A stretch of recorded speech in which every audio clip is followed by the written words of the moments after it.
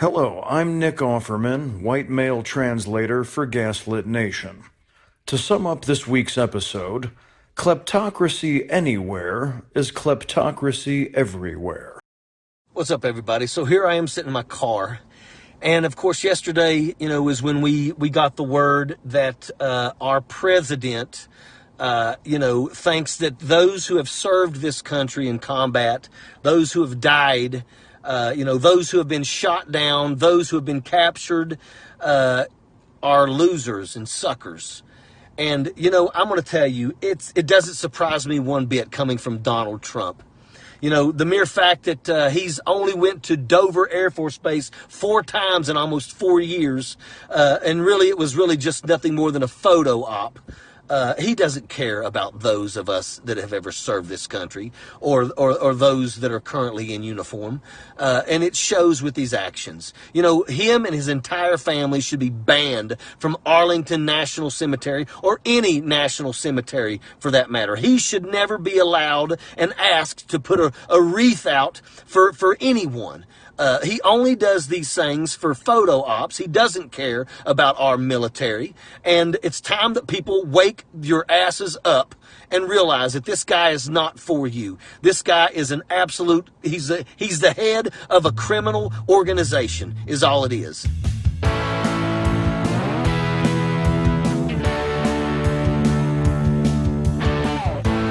I'm Sarah Kendzior, the author of the best-selling books The View from Flyover Country and Hiding in Plain Sight. I'm Andrea Chalupa, a journalist and filmmaker, and the writer and producer of the journalistic thriller, Mr. Jones. And this is Gaslit Nation, a podcast covering corruption in the Trump administration and rising autocracy around the world. Today's episode is called The Good Germans. Over the past 5 years, and well before that, there have been countless studies of the psychology of Donald Trump. They come from journalists, acquaintances, academics, family members. He has been a public figure for over 40 years, and his actions are easy to predict. We know he is sadistic. We know he is without conscience. We know he sees all relationships as transactional and all human beings as disposable. This is well known and understood. What we don't understand is how people sit by and watch, and why people who could have stopped him and his crime cult and can slow it down right now have refused to do so. These people are the good Germans of America, and you will find them in big tech, big business, the military-industrial complex, the mainstream media, the intelligence community, the Vichy Democrats who refuse to use the full powers of the House, and in the GOP. Although Republicans have become overtly bad Germans for years, since they are fully on board with Trump's white supremacist crime cult. The phrase good Germans refers to the Germans living in the Third Reich who enabled Hitler and his Nazi regime, yet remained in denial that they were doing so. Or alternatively, they did know, but they put on a show of respectability. They were just following orders, they'll say, or they'll claim they didn't have a choice.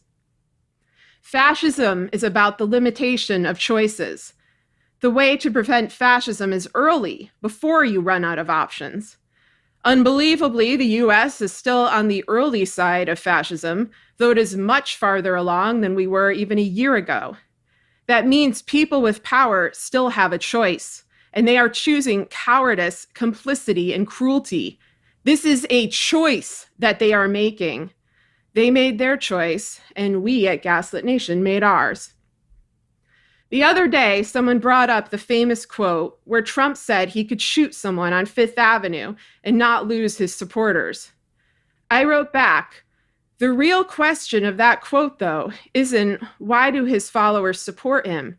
It's who gave him the gun. It's who loads the gun. It's who refuses to arrest him after the murder. It's who creates the propaganda to whitewash the murder. That's why he can shoot anyone on Fifth Avenue. And so that's what we're going to talk about today. This is a conversation we have here on Gaslit Nation every week, so I'm sure we'll end up forgetting some people. But for an encyclopedia of enablers, check out our archives at gaslitnationpod.com. Andrea, what are your thoughts? Well, I was just reading about a chilling documentary that is coming out at the Venice Film Festival. And I'll read from this article from the Daily Beast about this documentary called Final Account by the filmmaker Luke Holland, where he confronts the last living generation of Germans in Hitler's Third Reich. What he discovers is both shocking and terrifying. The film opens with a quote from Primo Levi, the writer and Holocaust survivor, who said, "Monsters exist, but there are too few to be truly dangerous. Ordinary men are more dangerous." And that's what Holland's film sets out to prove.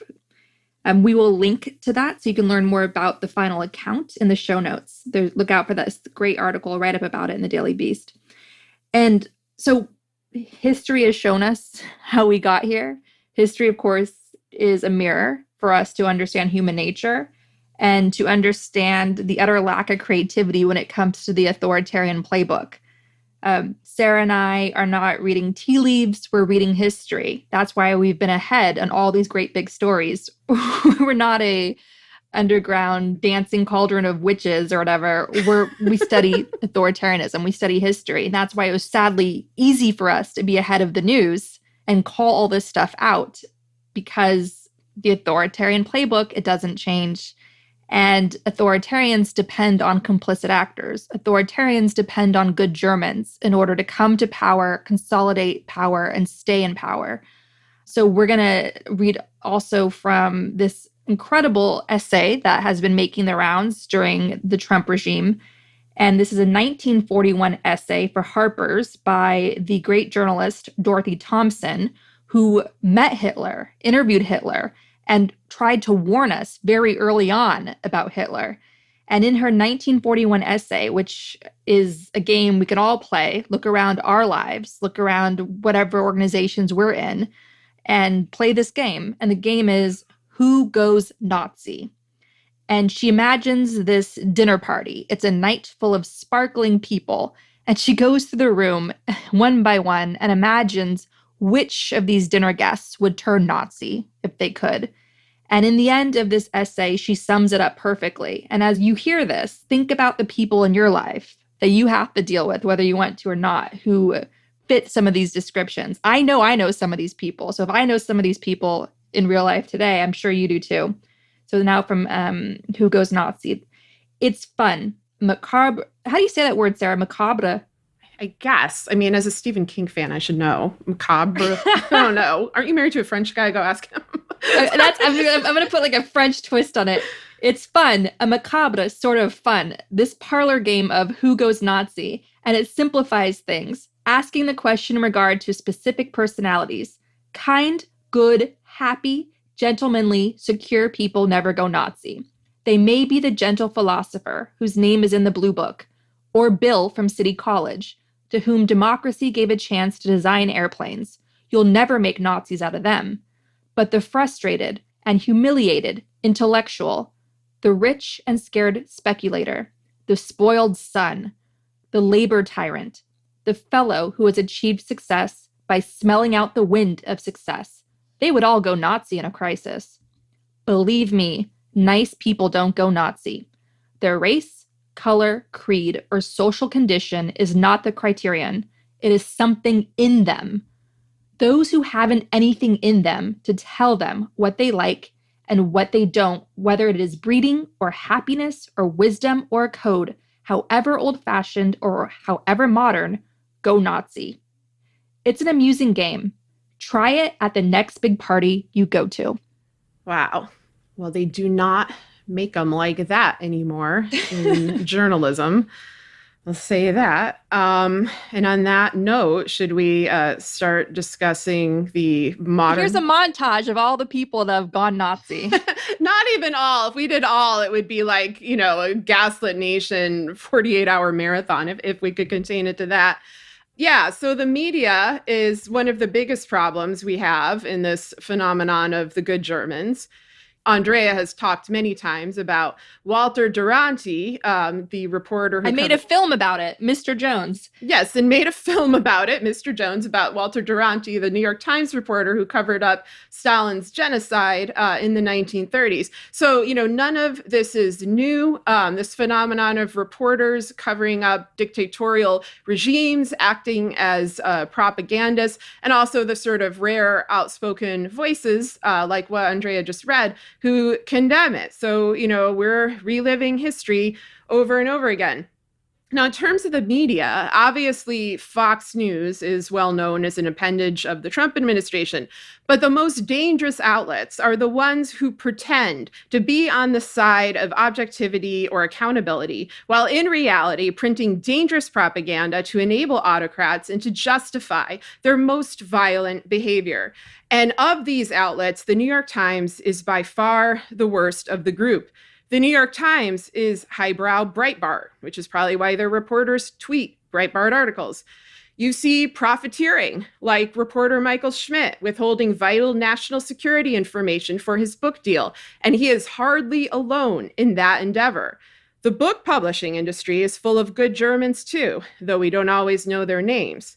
You also have the court stenographers.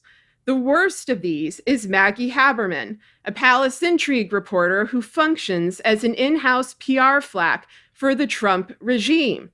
Like all Trump PR flacks, she covers up crime with scandal. Her mother, Nancy Haberman, was literally a PR flack for Trump and for Jared Kushner. She helped manage their affairs at the PR firm of Howard Rubenstein. Rubenstein's clients have included not only Trump and Kushner, but Rupert Murdoch, Adnan Khashoggi, Jeffrey Epstein, and other central corrupt actors in the Trump crime cult, which solidified in the 1980s around the time of Iran-Contra. So again, you see the same names over and over, and you see these dynastic ties. As we've said before, the glue holding together this crime cult is nepotism. And Haberman is an example of that as well at the New York Times. So you don't have just her mother, but her father, longtime New York Times employee and former columnist Clyde Haberman.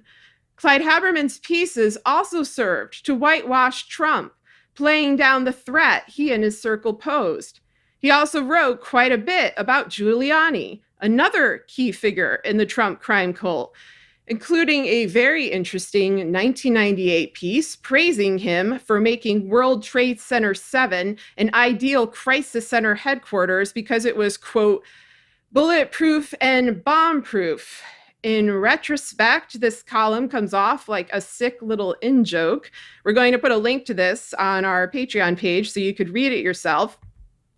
I have a lot of thoughts on this and a lot of thoughts about 9/11, but I'm going to stop here because no good paragraph ever began with, I have a lot of thoughts about 9/11. Plus, we have a lot of enablers to get to. So, Andrea, who are the worst enablers in media in your view? Well, obviously, the New York Times helped us get here with their breathless coverage of Hillary's non-scandal email scandal, even though it's since come out that Ivanka Trump and Melania Trump both use private email in their government work in an official capacity, and yet that's not running on the front page of the New York Times, and there's no breathless coverage of it. So, and of course, there's the infamous October 31st, 2016 New York Times investigation reassuring everyone right before the 2016 election that the FBI saw no ties between Trump and Russia. And lo and behold, here we are all these years later. The New York Times has been reliable in terms of being on the side of abuse of power. There's just this weird normalization of violent white supremacist groups. For years now, the FBI has been saying that white terrorism is the greatest threat of terrorism that we're facing today. And yet you constantly see this normalization throughout all these years. There was the Dapper Nazi pieces they were filing when Trump first won, trying to show, Nazis are just like us. And then, of course, their opinion section gave voice to a lot of nutty far-right folks that already have Fox News that they could go to. So the New York Times decided to pay them and give them legitimacy by writing for the opinion section. I'm talking, of course, climate science denialist Bret Stephens, and that's, of course, extremely dangerous. I want to go deeper into the white supremacy. So here's some stuff that's been caught just recently. The New York Times refers to Patriot Prayer as a local group that promotes Christianity and small government that regularly clashes with activists, end quote. Christopher Mathias of Huffington Post points out, why, New York Times, why? We've gone over this so many times. You don't just take far-right groups' description of themselves at face value. You accurately describe Patriot Prayer as a far-right group, yes, but their sole function is neo-fascist street violence, not promoting Christianity. April Glazier, who writes tech investigations for NBC News, wrote, I don't understand how the editorial standards at the New York Times would permit calling Patriot Prayer a, quote, local group that promotes Christianity and small government, and anti-fascist demonstrators, militants that launch armed violent protest. Both are factual mischaracterizations. Then you have their media columnist, Ben Smith of BuzzFeed, who attacks investigative journalist Ronan Farrow and yet legitimizes scientific racist Andrew Sullivan in his media column. So that's a big waste of money there.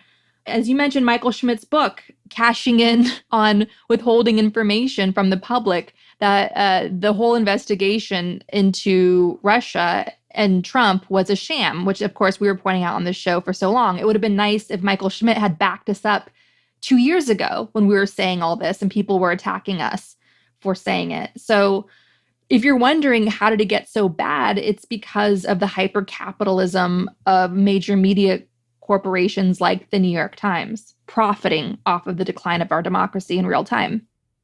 Although on that note, one thing I hear people say a lot when they're just looking out into this hellhole, and trying to make sense of this aversion of the media to call out obvious crimes, obvious lies, obvious authoritarianism. They say, oh, all they care about is money and ratings. And I wish that were true. I wish it were that simple, but it's about something much darker, because the thing is, you get ratings and money for reporting about crimes just like you would if you are covering it up.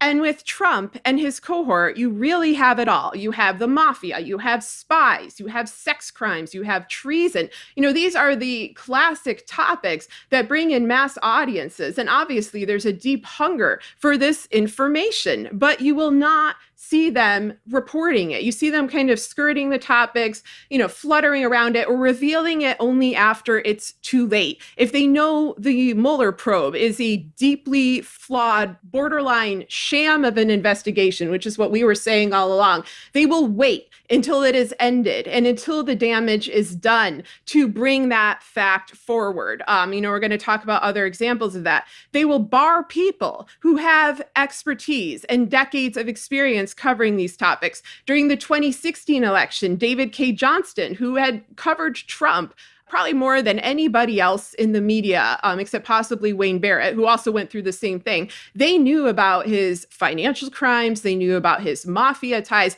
They were essentially unable to get works published.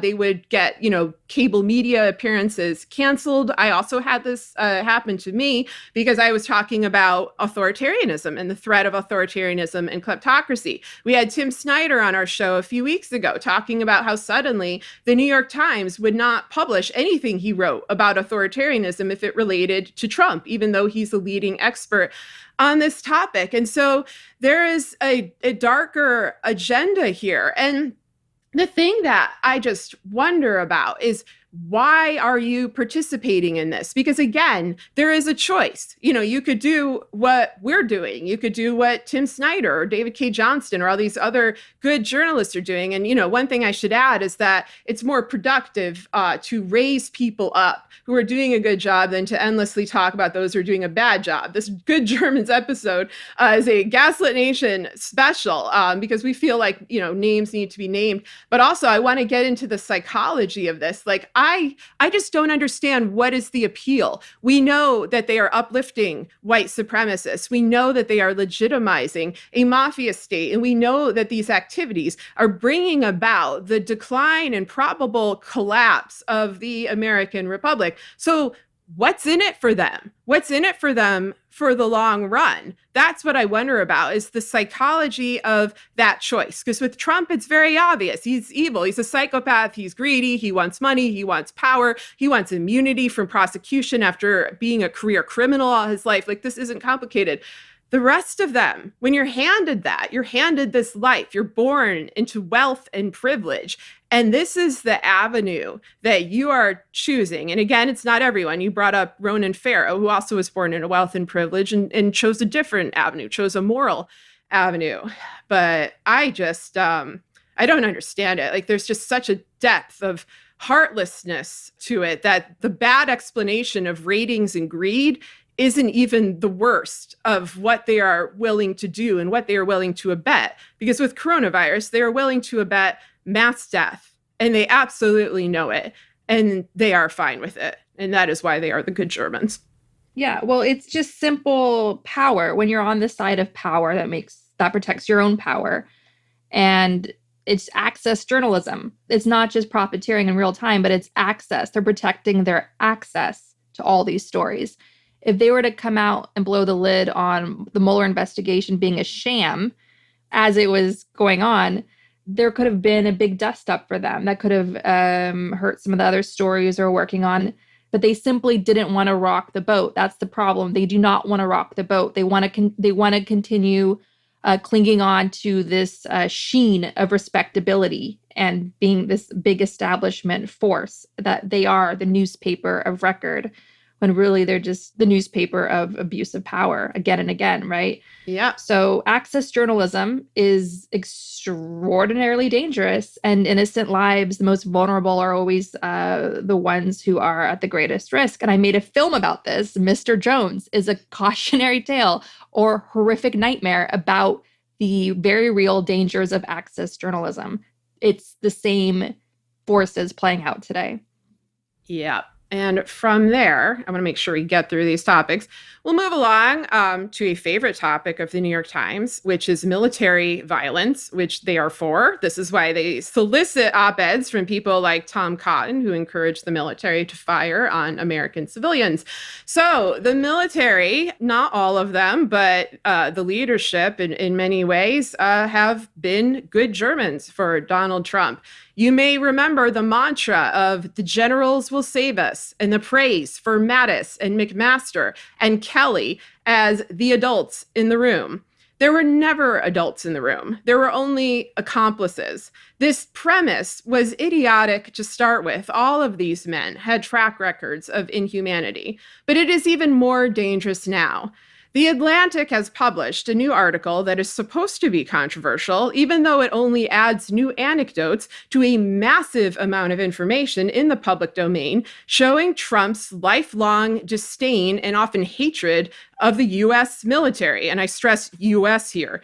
We saw his denigration of Hizr Khan and the Gold Star Khan family, his vicious insults against John McCain because of his service, and not, necessarily for other reasons. It was the service itself that enraged him. We saw the cruelty with which he treated military widow Maisha Johnson, the wife of Sergeant LaDavid Johnson, whose name Trump could not remember when he was supposed to make a condolence call.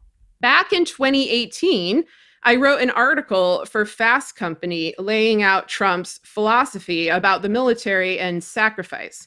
For all his macho posturing and exhortations about his beloved generals, Trump, a draft dodger who referred to avoiding STDs as "my personal Vietnam," has long treated veterans and their loved ones with contempt.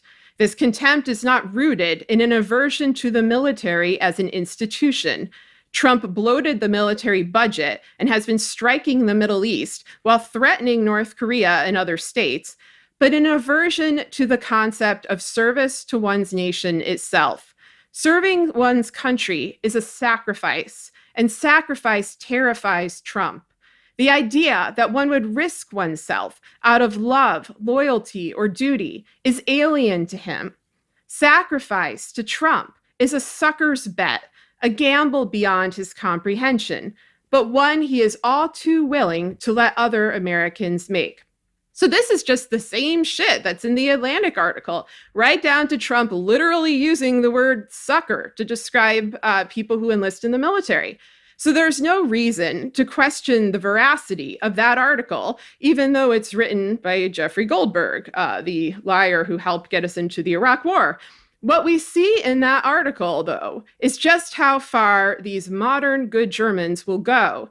In the Atlantic article, Goldberg describes Kelly and Trump standing at the grave of Kelly's son, Robert, killed at age 29 in Afghanistan when he stepped on a landmine while leading a platoon of Marines.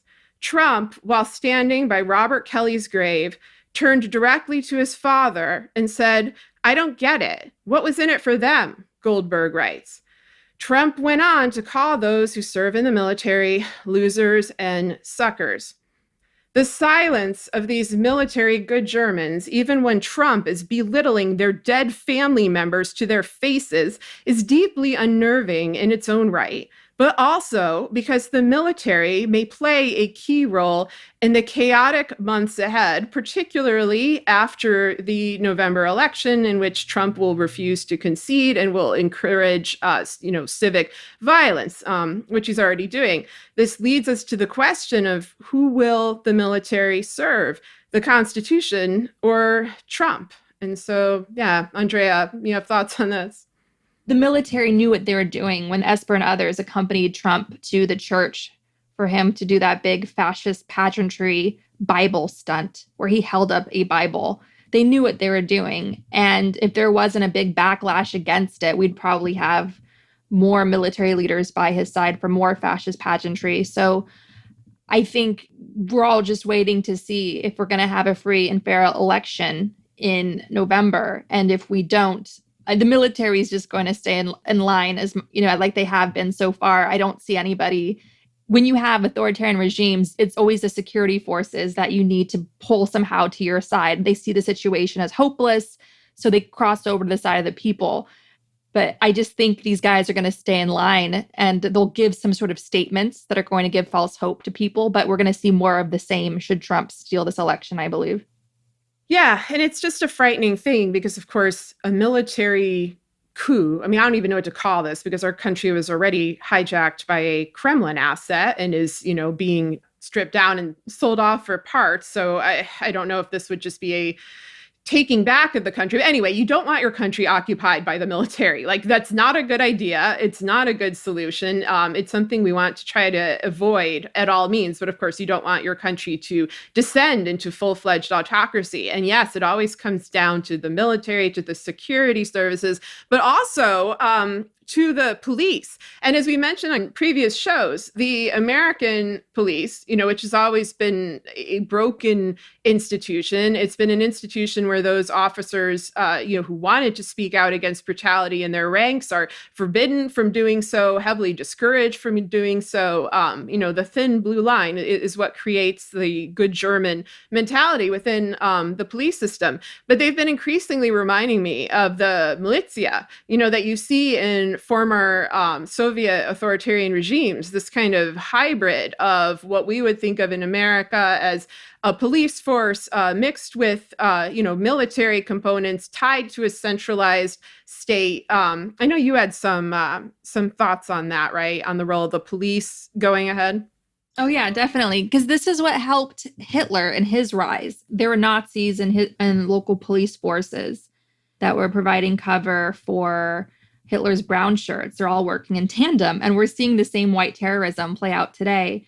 From The Guardian, white supremacists and militias have infiltrated police across U.S., report says. A former FBI agent has documented links between serving officers and racist militant activities in more than a dozen states. So when you see police brutality, remember, police brutality is a recruitment tool. Mm-hmm. We've always said that. Like the sadists join forces so they can act out their racist sadism. That's how genocides are carried out. Who else is going to carry out a genocide for you? So this whole threat of white terrorism has been around, obviously, for a while now, and it's just reaching ahead. So from PBS NewsHour, an article from October of 2016, just before the 2016 presidential election, in a 2006 bulletin, the FBI detailed the threat of white nationalists and skinheads infiltrating police in order to disrupt investigations against fellow members and recruit other supremacists. The bulletin was released during a period of scandal for many law enforcement agencies throughout the country, including a neo-Nazi gang formed by members of the Los Angeles County Sheriff's Department, who harassed Black and Latino communities. Similar investigations revealed officers and entire agencies with hate group ties in Illinois, Ohio, and Texas. Much of the bulletin has been redacted, but in it, the FBI identified white supremacists in law enforcement as a concern because of their access to both, quote, restricted areas vulnerable to sabotage, and elected officials or people who could be seen as, quote, potential targets for violence. The memo also warned of, quote, ghost skins, hate group members who don't overtly display their beliefs in order to, quote, blend into society and covertly advance white supremacist causes. At least one white supremacist group has reportedly encouraged ghost skins to seek positions in law enforcement for the capability of alerting skinhead crews of pending investigative action against them, the report read. Problems with white supremacists in law enforcement have surfaced since that report. In 2014, 2 Florida officers, including a deputy police chief, were fired after an FBI informant outed them as members of the Ku Klux Klan. It marked the second time within 5 years that the agency uncovered an officer's membership in the KKK. Several agencies nationwide have also launched investigations into personnel who may not be formal hate group members but face allegations of race-based misconduct. So yes, this crisis has reached a tipping point. And you see it, the wider culture, in how there's no justice for the victims of police brutality. As Joy Reid pointed out on Twitter, Breonna Taylor's ex was offered a plea deal in July, no jail time, if he would accuse Breonna of being part of an organized crime syndicate. This is blatant, breathtaking attempt to justify her shooting death and exonerate the police involved. More recently, Joshua Potash on Twitter wrote, "Can't really think of a clear example of police collaborating with the far right than Proud Boys, a far-right white supremacist hate group, illegally covering their license plates in Oregon, then getting on the highway, driving for miles, and assaulting people in Salem." Meanwhile, a report found that 93% of Black Lives Matter demonstrations were peaceful. As we've said before in Gaslit Nation, Black people are being very, very patient given the crises they're being hit with right now. And it's the white terrorism. It's the police brutality, which is a recruitment tool for these white terrorists to consolidate their power. Whether we pull off a miracle and we have a free and fair election and Biden wins and gets sworn in as president, we're still left with this white terrorism. Yeah, no, I was going to say the same. And part of the crisis in this, of course, is that white supremacist violence is big business, and it's intractable from the dark money crisis and from all the other crises that we discuss on this show of transnational organized crime, of the GOP seeking to have a one-party state autocracy. And you see this really in the NRA, which has functioned as a dark money machine, basically allowing Russian mafia money to be circulated through its coffers and then deposited into the campaigns of Republican candidates, who may or may not know its original source, but certainly one of the reasons they didn't want an investigation. We're finally seeing, some pushback against the NRA. But, it created a culture. It didn't create a vigilante culture, but it helped bring what had always existed as an American vigilante culture into the mainstream and into big business. And I've been watching this in 2016.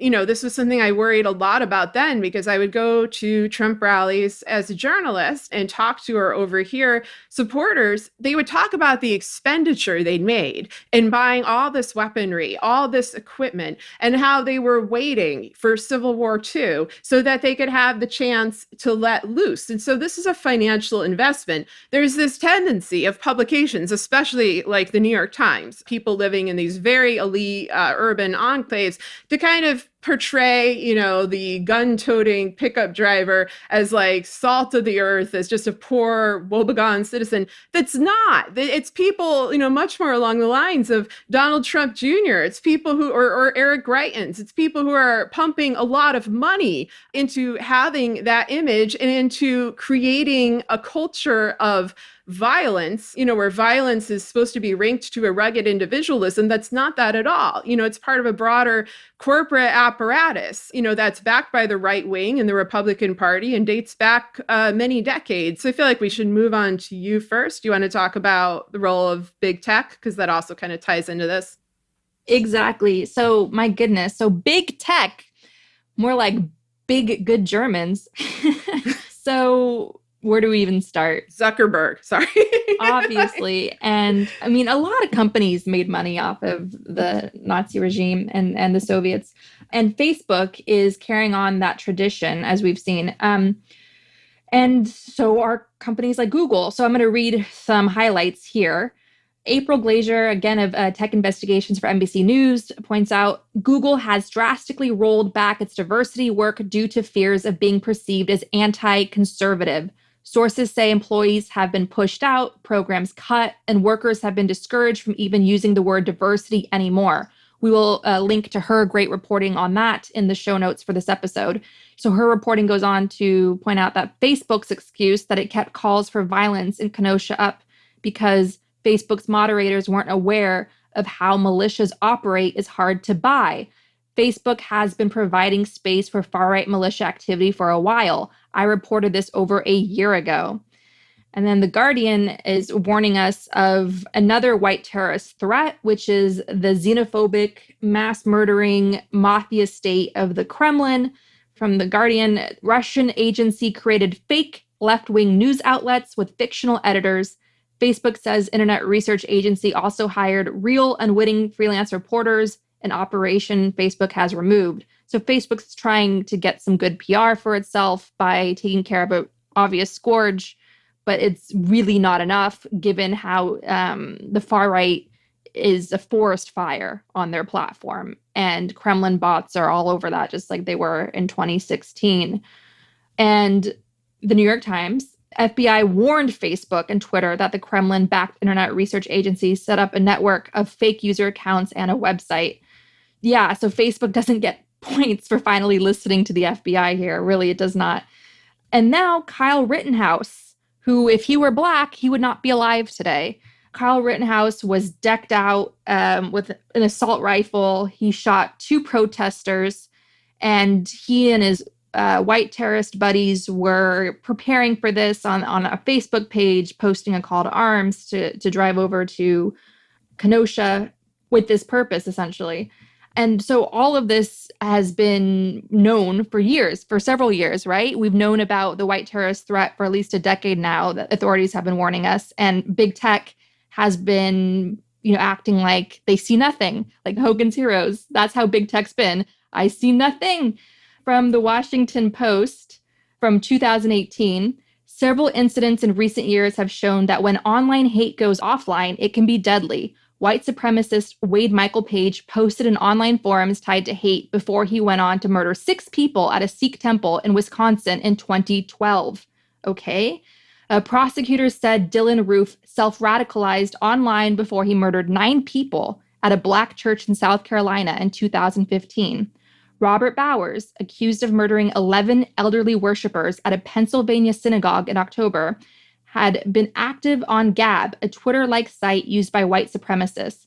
And just a few weeks ago, again, this is articles from 2018, a 30-year-old DC man who described himself as a white nationalist was arrested on a gun charge after concerned relatives alerted police to his violent outbursts, including saying that the victims at the synagogue deserved it.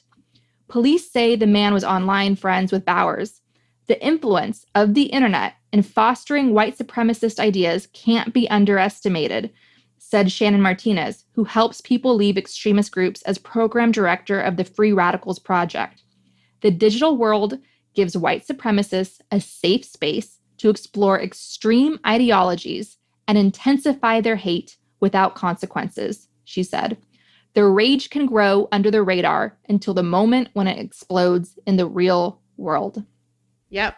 And they're often rewarded for it. I think Rittenhouse at this point has raised something like $100,000.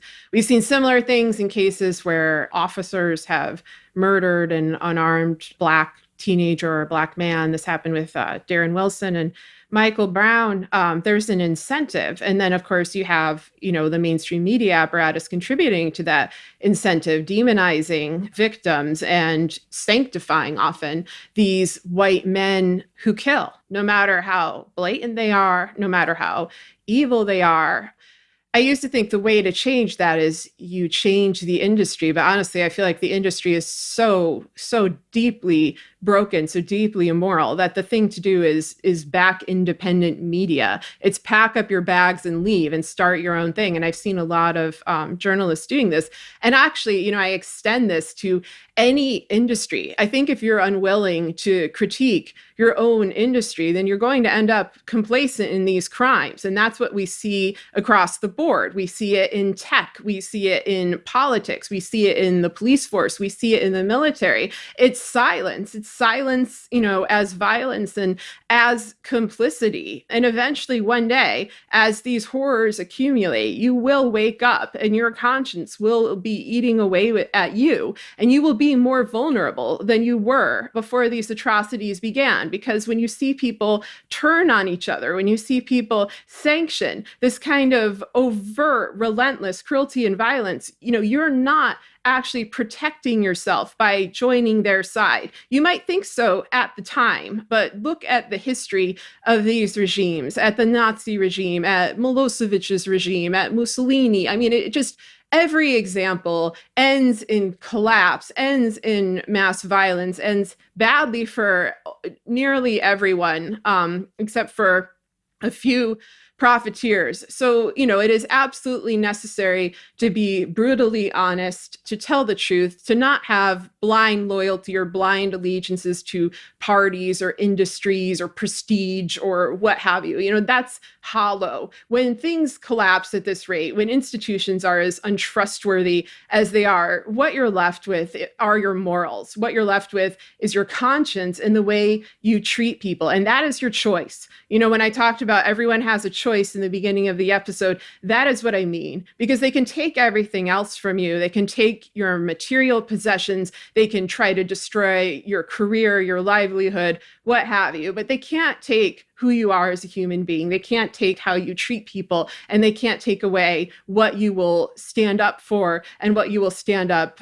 against. That's up to you, no matter how difficult that process is. And it's not easy at all, though it is easier when you find a good friend, which is why we have this show and why, we have worked together and encouraged, other people to kind of like do some soul searching, figure out what they stand for, and then, fight for what they see as the side of good. So I have stuff to say about evil people, but did you have anything to add?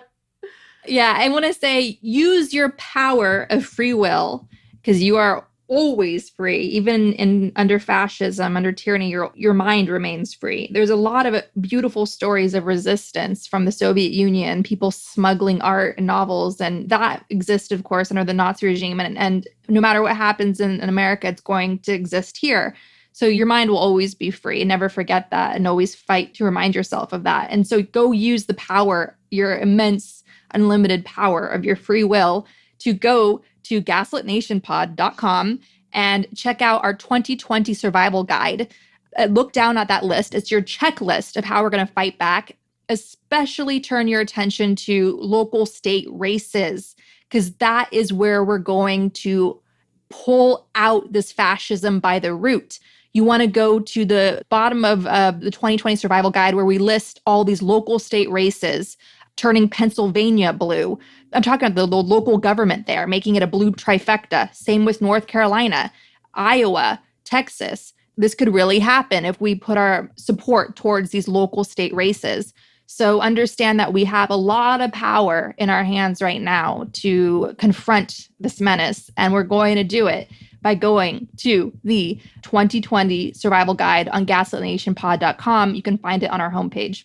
And I want to add, a really proud good German is Tucker Carlson on Fox News that led the rehabilitation tour for murderer Kyle Rittenhouse. That was just lockstep with each other, how that big pushback and like a big surge of support, which was just absolutely gut-wrenching, sickening. That's what we're talking about in terms of this fever dream of brown shirts consolidating their power through their terrorism. Yeah, exactly. And he is, part of this apparatus, of right-wing extremists that have increasingly consolidated their power, not just through business, but through media. And there are a few key families that have been gutting the U.S. for 40 years that are the GOP's biggest donors and are key to this endeavor.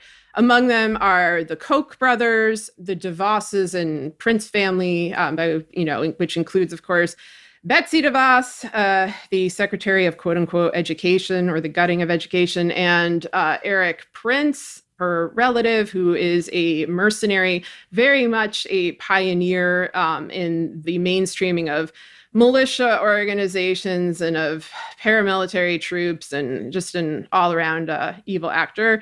The Mercer family, the patriarch of whom thinks that nuclear radiation has health benefits, so great that he's advising Trump.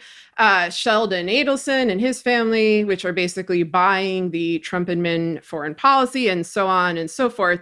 Jane Mayer's book, Dark Money, is probably the best source on this. There have been other authors who have covered this. Citizens United helped make it much worse in terms of our politics. As I said before, these kind of families don't quite fit the, quote, good German profile when they're so openly and proudly evil. They're laying this out as a platform. They're telling you what they're going to do. They used to kind of hide behind a veneer of respectability, of tradition, of, being part of a Republican lineage. They don't quite anymore. And so the question again becomes about enablers and accomplices. And we do not see those strictly on the GOP side at all. We are seeing them throughout the leadership and especially throughout the donors of the Democratic Party. And I'm just going to give one example. Maybe you have your own, which is Michael Bloomberg, who, of course, came crashing into the 2020 election to bulldoze the chance of progressives enforcing accountability should they take office. He is an accomplice to this GOP crime cult. He is a billionaire who pretends to be a Democrat in order to stop the people who are looking out for average Americans so he can protect the interests of billionaires like himself. He has lied about donating to help Democrats win the 2020 election. His real goal was to get rid of people like Warren and Sanders, who wanted to enact a wealth tax that, had it been implemented, he would have barely noticed. Biden, to his credit, is also proposing, some variation on this tax on the ultra wealthy, which we desperately need in the time of pandemic and a Great Depression level economy. Should by some miracle Biden get into office and actually manage to stay there, he needs to be pushed hard to keep that promise and to make it much more along the lines of what Warren and Sanders have been proposing, just for the survival of our nation and for the survival of individual people whose life depends on being able to pay their rent, to buy food, and all these other things that we were already having difficulty doing before the pandemic, before Trump. But now we're really at a critical juncture. And so this is a cruel person, Michael Bloomberg, who is regularly excused by the Democratic elite, invited to give speeches at the DNC where candidates who champion the interests of the impoverished, like Julian Castro, are left out. It's disgusting. Michael Bloomberg is a good German. I mean, given the massive rate of income inequality today, there's a lot of good Germans across the business sector. Jeff Bezos, you could argue, given what he pays in taxes and given how much he earns. Basically, all the billionaires that became even bigger billionaires during this horrific crisis were reaching a depression level. We're at depression level unemployment, and it's only going to get worse. Yeah, those guys are raking it in, and it's income inequality is a human rights crisis. That's what we have to remember. So all those super billionaires are most definitely good Germans for sure. Yeah, and with Bezos, it's really notable that he has struggled against the Trump administration in terms of threats to his personal safety, in terms of being blackmailed, of being threatened by the Saudi regime. We really should be discussing more, given some of the new revelations about 9/11. But anyway, if Jeff Bezos is having trouble warding off this transnational crime syndicate, as he discussed in a Medium article that came out, I don't know, about a year and a half ago, what is the average person going through? What is, say, Alexander Vindman going through? Marie Ivanovich, all these Reality Winner, all of these people who have stepped forward, who come from much more modest means, have fewer resources. What are they going through? That's the question. That doesn't excuse the inaction of all of these people in positions of power who we've mentioned, because like we said, there's a choice, and Alexander Vindman makes one choice, and, John Kelly, fellow military official, makes another terrible choice. So there's a choice to be made, but damn, I feel like that's one of the more underreported aspects of them, is that literally the richest person in the world can nearly be held captive by Trump and his crime syndicate. And that's why I never want to hear anything about incompetence or stupidity, or they don't know what they're doing. They know exactly what they're doing. And they're honestly the best in the world at doing evil things. It is a coalition of corruption. It is the absolute worst and most brutal people, oligarchs, plutocrats, dictators, mercenaries, gathered together in a time of climate change, in a time of a pandemic where we are more vulnerable than before, to pilfer and profiteer and bring the world into, a network of linked autocratic mafia states. Like that's what they're doing. That's what we told you they were going to do, unless you stood up early and fought it hard and didn't deny that it was happening. Sarah and I like to say the good Germans also include all the people who like to write to us and say, I thought you were nuts. Oh my God. Turns out you were correct. Yeah, you guys are good Germans too. Yeah,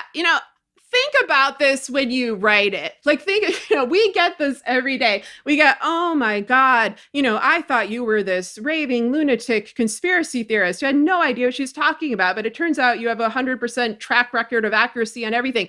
Andrea and I came in with decades of expertise. We didn't just suddenly switch to studying autocratic regimes or studying the former Soviet Union. I have a PhD. I devoted a decade and a half of my life to focusing on Uzbekistan. You don't do that when you have some sort of careerist ambition. No one makes a killing off of, a monetary killing off of Uzbekistan. I did it because I care about this issue, and it deeply troubled me. The rise of autocracy had deeply troubled me. And so that's what I had studied as my career. And I had also had experience in New York tabloid journalism. I live in the impoverished Midwest, so on and so forth. Obviously, I know what I'm talking about. Andrea spent like a decade and a half of her life writing a movie about Stalin. Again, you don't do that for fun or for profit. You do that because you care. You do that because you understand the threat of dictatorship, and you understand the social and political conditions that create it. And so when we saw it on the rise in 2016, of course we knew what we were talking about. We had been kind of not anticipating this moment our whole lives, but prepared for it, mentally prepared for it, because we had read so much and seen so much with our own eyes in authoritarian states over our lifetime as democracy began to crumble. So you have to think, well, why were we doubted? Like, one, these media outlets we mentioned before put out a barrage of hit pieces against us, everywhere from Jared Kushner's Observer to The Atlantic to The New Republic. It was just ridiculous, in which all of our credentials, experience, and track record of accuracy was played down. But one thing that I keep thinking about is that if it's this hard for me as a white woman with a PhD and a book with View from Flyover Country about the decline of American institutions and expertise on the exact subject at hand, to be listened to by power brokers, because I do feel like the American people have always listened to me. The response has always been favorable. It's these power brokers who either look the other way or denigrated and insulted me. If it's that hard for me, how hard is it for Muslims and Latinos and Black Americans and Native Americans, these direct targets of the Trump administration, who from the very beginning, just like we were screaming about what was coming and that their lives were at risk, their families were at direct risk. And again, not taken seriously. Their warnings, which were founded on knowledge, on personal knowledge and history, but also on research, were dismissed. It was like, oh, you're being emotional because Trump's a racist. It's like, well, yeah, you're fucking emotional. Like he's going to, he encourages white supremacists to murder people. You get emotional about that.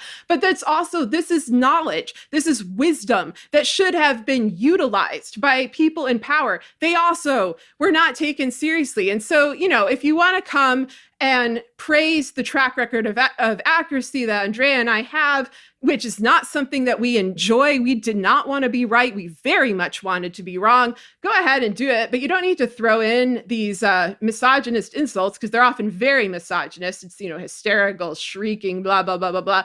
All it shows is incredible groupthink, conformity. I'm glad that you left that mode of thought. I mean, that's encouraging, but man, when you get like 100 of those messages a day, it's a bit much.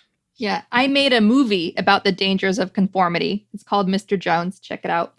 I just want to point out my first tweet about Putin's operative, Paul Manafort, the smoking gun of Russiagate, dates back to 2013. All right.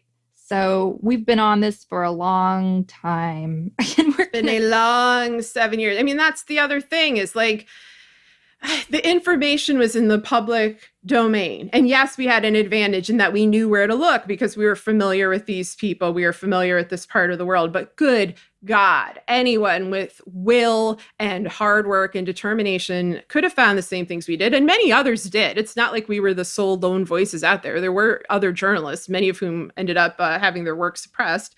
Nonetheless, they existed, but it's a refusal to act. There's a difference between knowing about an atrocity, whether ongoing or impending, and acting to protect people and to save people from suffering. And those who had a choice, whether it was Comey or Mueller or the court system or Nancy Pelosi, the head of the Vichy Democrats, they all had that choice and they all chose wrong. This was not necessarily a straight line to autocracy. There are all sorts of bumps in the road that could have been put in place, all sorts of side paths we could have gone down, and possibly a U-turn that we could have made had people acted early. But instead, you just get denial, denigration of expertise, complicity, complacency. At some point, those two things are the same. And that's where we are now, 60 days to the day that's going to, on which the fate of the world hinges. And I'm not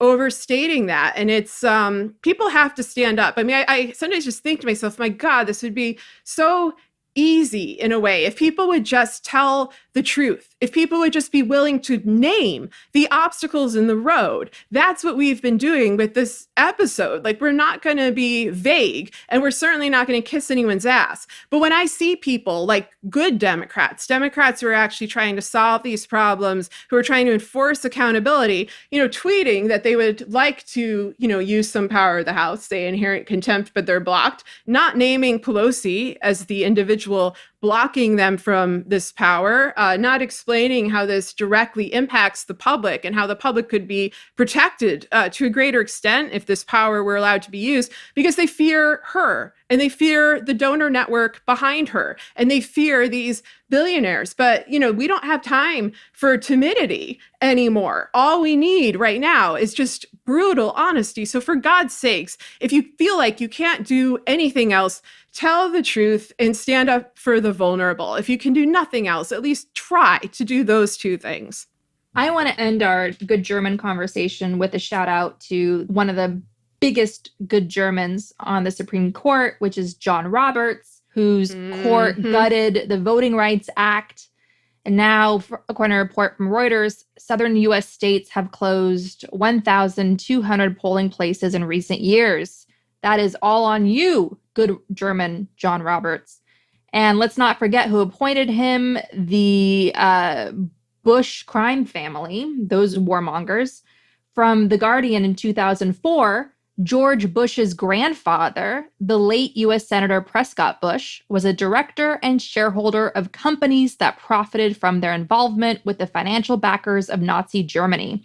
The Guardian has obtained confirmation from newly discovered files in the U.S. National Archives that a firm of which Prescott Bush was a director was involved with the financial architects of Nazism. His business dealings, which continued until his company's assets were seized in 1942 under the Trading with the Enemy Act, has led more than 60 years later to a civil action for damages being brought in Germany against the Bush family by 2 former slave laborers at Auschwitz and to a hum of pre-election controversy. The evidence has also prompted one former U.S. Nazi war crimes prosecutor to argue that the late senator's action should have been grounds for prosecution for giving aid and comfort to the enemy. So the Nazis have always been among us, and that's how we got these Nazis in the White House. And we're going to end up with even more Nazis if we don't force some accountability, and if those in a position of power, like Sarah said, the Vichy Democrats among us, if they don't use forcefully and with integrity and stand in their truth, use the power that we entrusted them with to protect us from actual Nazis in the White House, actual Nazis in police forces across America. It is time for all of us to step up and take back our country.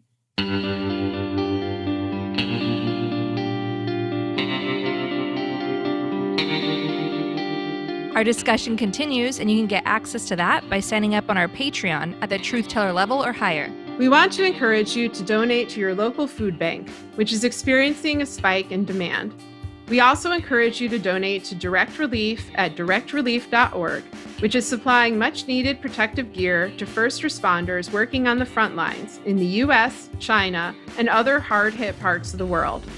We encourage you to donate to the International Rescue Committee, a humanitarian relief organization helping refugees from Syria. Donate at rescue.org. And if you want to help critically endangered orangutans already under pressure from the palm oil industry, donate to the Orangutan Project at theorangutanproject.org. Gaslit Nation is produced by Sarah Kenzier and Andrea Chalupa.